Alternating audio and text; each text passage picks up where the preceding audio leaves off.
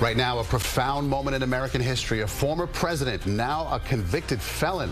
A Manhattan jury finds Donald Trump guilty on all counts in his hush money trial. Good evening once again. I'm Maurice Dubois. And I'm Christine Johnson. We continue our special coverage here on the conviction of former President Trump. A jury of 12 Manhattanites found him guilty on 34 counts in his criminal trial. He is scheduled to be sentenced on July 11th at 10 a.m. And we have team coverage here tonight, beginning with CBS 2's Dick Brennan and Alice Gaynor, live outside the courthouse in Lower Manhattan. Dick and Alice, good evening. Good evening. It has been an extraordinary evening, and it's kind of winding down here. We see the police have pulled back, the barricades have pulled back, and for once, I don't think we hear any protesters surrounding us. Yes, quiet for a change. It's amazing the difference a few hours makes. Except for people who scream things out of their car as they go by. It's been quite the scene, the three-ring circus. But seriously, Alice, you had perhaps the front row, or almost the front row, on really American history today. What was it like at that moment of the verdict? You know, the moment of the verdict itself, it was almost anticlimactic because the courtroom was silent. You could hear people furiously typing, all the members of the press. As they mentioned, there were about 60 of us in that courtroom. And as for the jury, they've had such, you know, a poker face is the best way I can describe it, is they have had no tells, no expression throughout the trial, which is great. That's what you want in a jury. And they've been taking notes, they've been focused. So when they delivered that verdict, and we have a copy of the verdict sheet I think we're going to put up on the screen for you. Again, they went through each count. 34! 34. Yeah. So the jury foreperson read each one, guilty, guilty, guilty. And again, it was silent in the courtroom, and we could not see the former president's face because they cut the video feed, and we're obviously sitting behind him.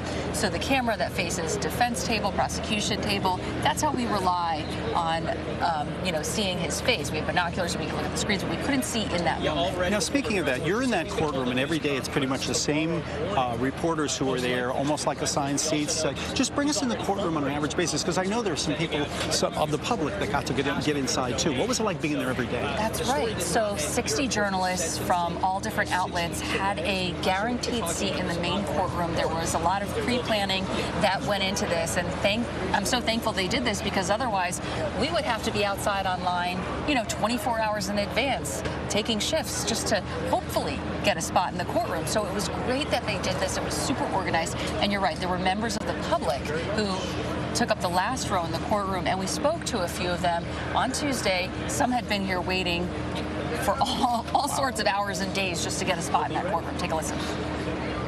It's a moment in history that we will never see again, most likely. So I'm here. I just, you know, it's like my chance to be a witness. You see a lot of reporters working furiously to transcribe every detail. Waiting since about 5:30, I think, when I actually got in line. I come all the way from Montana. Why? So I wanted to see Trump in court. I thought this would be an excellent story to be able to tell the kids, the grandkids, friends, neighbors, whatever. And then, yeah, no exaggeration there, right? One of those gentlemen, he said he was able to get a spot in the courtroom at least for 3 days. There were a couple of members of the public who I saw in there pretty regularly. You know, in the beginning, there didn't seem to be too many members of the public, but I think as word got out that, yes, you can try and get a spot in the courtroom, more and more people towards the end of the trial started showing up. In terms of former President Trump himself, did he ever interact with you guys? Did he look at you? Did he talk to you at all? Were there anything like that? So every day he would walk into the courtroom, and it's interesting because for his arraignment last year, he looked straight forward. He didn't look at anybody in the gallery, and every day of this trial, he would walk in and he would scan the room. He'd look at people. He either gestured to somebody he knew. He actually smiled at me one day, and I'm not sure why. But anyway, so he would catch people's, you know, eyes. He would maybe stare at them for a few seconds or glare at them. And one person tried to get up and shake his hand one day, and the court officers, as you can imagine, were like, sit down. I mean, security in that courtroom was beyond strict. We had to just sit there for a full hour before the trial even began.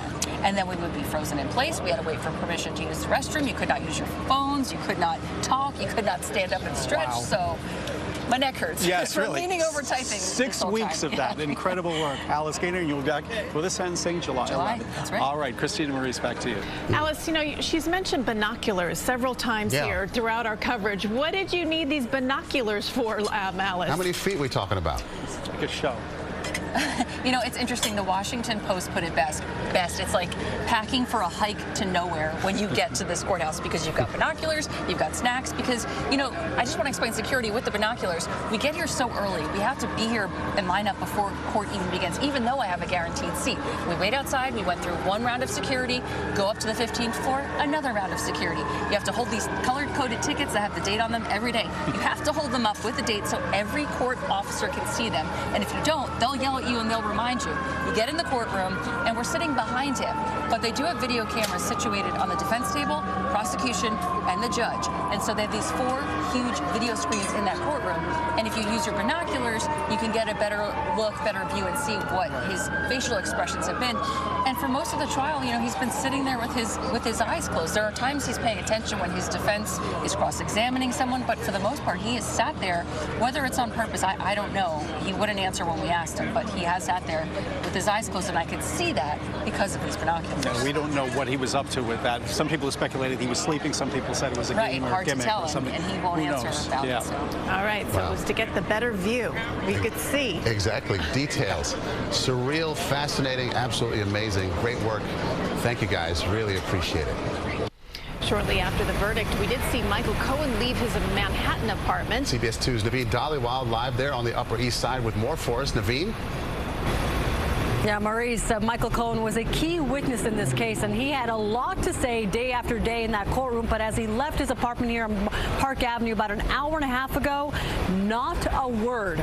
Our cameras caught him walking out the front door. At one point, he looked at our cameras, and then he went into a waiting SUV. Now, Michael Cohen, as we know, it was Donald Trump's fixer, his closest legal advisor at one point. But during that trial, he was a nemesis, a key witness against Trump's case. Now, Cohen told the jury that he had an intimate knowledge of the hush money payments that were made before the 2016 election, and he became a fierce critic of his now former boss. Cohen testified that in October 2016, he paid Stormy Daniels that $130,000. He said it outright. He said he paid it out of his own pocket money in exchange for her silence. And prosecutors say Cohen received 11 checks from Trump that were falsely classified as legal fees to cover up the deal with Daniels. And Cohen said that Trump approved for him to be reimbursed. Now, again, Cohen, we saw him leaving about an hour and a half ago. He walked out of the front door of his Upper East Side apartment here into an SUV, a TLC. Where he was going, we don't know. What he's thinking tonight, I'm sure he has a lot on his mind. Maurice and Christine. All right, Naveen, thank you for that. And tonight we're getting reaction from outside Trump Tower. That is where we find CBS 2's Dave Carlin. Dave, is there any activity where you are? Yes, there is. Actually, why don't we just start and we show you right now. This is our spot. It is 5th Avenue and West 56th Street. And you'll see some flags over there. You can hear the music if I stay silent for just a second. Yeah, the music's there. We hear honking and we hear chanting from time to time. Now, it's very lively because it's been getting livelier as time wears on. And we had video from earlier today to show you. That's of Trump arriving at 6:15. Now, he entered his New York City residence, which is here, Trump Tower, but he did not stay long. He reemerged, he got into a car, and he is out for the evening. We understand that he is likely to come back here. We also want to share with you some of the thoughts of the folks who came out here to witness history. Here's what they had to say. But I guess everything will pull through. It's Trump. He always does. A great guy. Besides what everybody says about him, I think he's going to make America great again. As him, as everybody else, we should all be, you know, treated fairly in the justice system. And this whole thing is just crooked. It's so wrong. I support him so much because he's for us. He's genuinely for us. That took a lot of courage for that jury to come back with that kind of a charge against him. I just think it's amazing. To me, it's very clear. It's very clear that he's guilty. Now there is a pro-Trump sentiment out here. That seems to be the dominant sentiment. But we also have people who are critics. Now, those two groups are not causing much friction for each other. Everyone here just staying peaceful, but expressing themselves. And we will continue to be out here to see what develops for the rest of this evening. Live in front of Trump Tower, Dave Carlin, CBS 2 News. All right, Dave, thank you for that update. And people outside the courthouse have been weighing in on the guilty verdict. CBS 2's Derek Waller, also in Lower Manhattan. He's got more on that. Derek? Christine, Maurice, looking at Dave's live shot, looks like the party moved uptown because there is absolutely nothing happening out here right now at about 8:40 in the evening. Like I said, a lot of people uptown, nobody here, but take a look at this video from earlier and we can show you exactly what this looked like, this circus-like atmosphere that happened right after that verdict was read around 5:30, 6 o'clock. You see there's pro and anti-Trump protesters, police doing a good job of keeping them separate away from each other. We did have one moment where there was like a pro-Trump protester who interrupted the anti-Trump people, and police kind of quickly escorted him away. Very peaceful down here, but people did have a lot to say. Here's a little bit of that from a short time ago. Listen. Disbelief, quite honestly. It's quite the clown show. But the American people aren't going to fall for it. This will just make Trump stronger. So we're pretty excited about Trump going to win back the White House. I'm really happy. I mean, in our heart of hearts, we all knew he was guilty, but the jury is the one that has to decide, and we're really thankful that the New York jury was fair and listened and asked questions and came back with 34 counts guilty, because if you're guilty of one of those counts, you're guilty of all of them. And so I will say that there were not a lot of protesters down here. It was a handful on each side, to be honest with you. I would say there were more people actually gawking, looking at the protesters and looking at the media than actual protesters. But they were vocal, they were peaceful, and they got out of here pretty quickly. We'll send it back to you in the studio. Thank you, Derek. On Long Island, many people were talking to our reporter there, and then they said that they were shocked by the verdict. CBS 2's Lori Bordenero live in Floral Park in Nassau County with more on that. Lori. And Christina, Maurice, regardless of party affiliation, people here seem to be genuinely surprised by the verdict. And there's also a lot of confusion, a lot of people not really understanding exactly what those 34 counts are meaning and what that will mean for Trump's run for presidency. We talked to one man earlier and we asked him if he would vote for Trump. He was shocked that Trump is still allowed to run. And we talked to another man who agreed that this is a political witch hunt.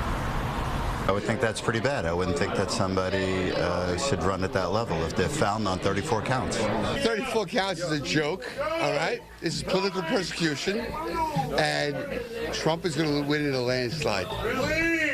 Donald Trump, 2024. I was a January 6th guy. Lock me up. You don't think this is going to hurt his chances? It's going to boost his chances 1,000%.